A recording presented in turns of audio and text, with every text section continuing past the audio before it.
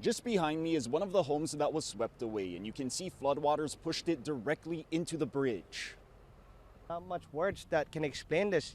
This is something that I never want anybody to feel, and it's hitting me really hard today because this is the first day I've been back since Thursday, seeing this in firsthand. I'm shocked. This is what's left of it, so it's just a lot for us to process. I was there when the family who lived in the home returned to Waialua on Sunday since evacuating, and were rummaging through the rubble, trying to save any of their belongings that they could. And this is our portable stove. I don't think there's very much we can salvage, but we're gonna try.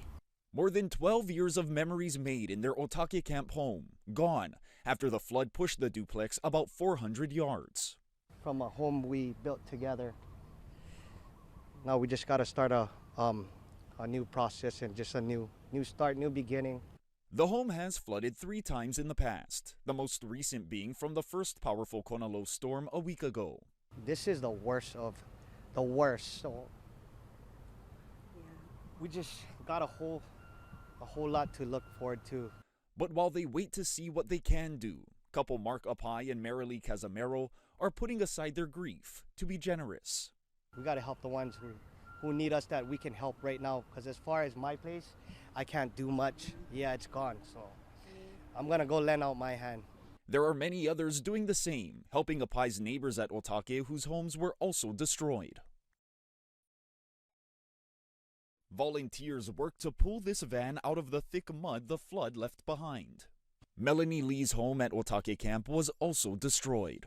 Lost so much sentimental things. We've been here over almost 20 years. We lost everything.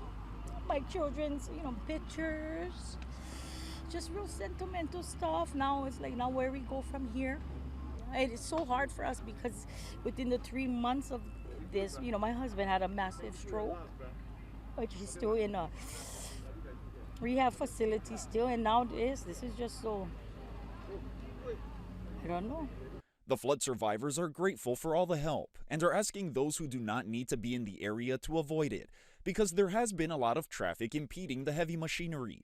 The less congestion there is, the quicker they can get to rebuilding their lives. We have more information on how you can help flood survivors on our website. Reporting from Waialua, Aali Iduklo, Hawaii News Now. We were with the Lucero Ohana as they got a look at their home for the very first time since the worst of the flooding, and they were absolutely floored with the damage and devastation both outside and inside their home.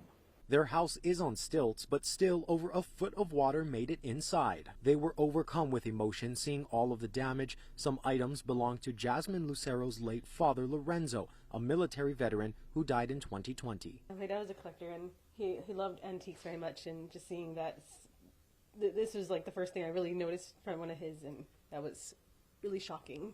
His widow also clutching to memories and items he left behind. And I had a whole tub of all his stuff waiting on the side, and one of those things you say, okay, I'll put it in, I'll put it back in the house, and yeah, it's too late now, it's gone. I know things are replaceable, but it's just really hard to see this for the first time.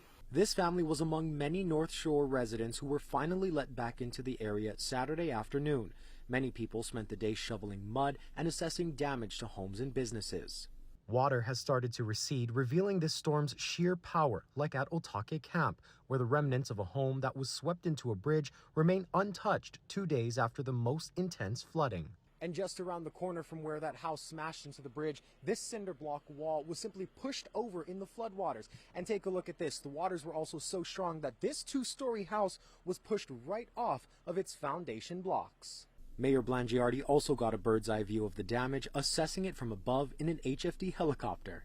Down at the beach side, this is water you're definitely not going to want to swim in. It looks like chocolate milk as a result of all of the runoff after the rain the last few days.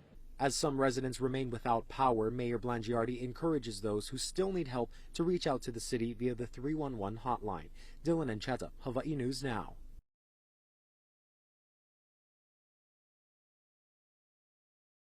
My heart overflows, with just love and appreciation, and we are grateful, we are blessed, we were spared, covered by God's grace.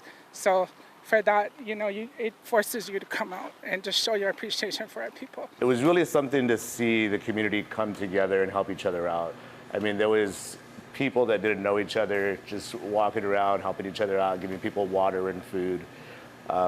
It was devastating. Most people coming in, whether it's like exposure to floodwater, wound care, things like that, or even if people aren't able to get to medical services, getting medications and stuff, we're able to fill medications here or fill prescriptions as well too.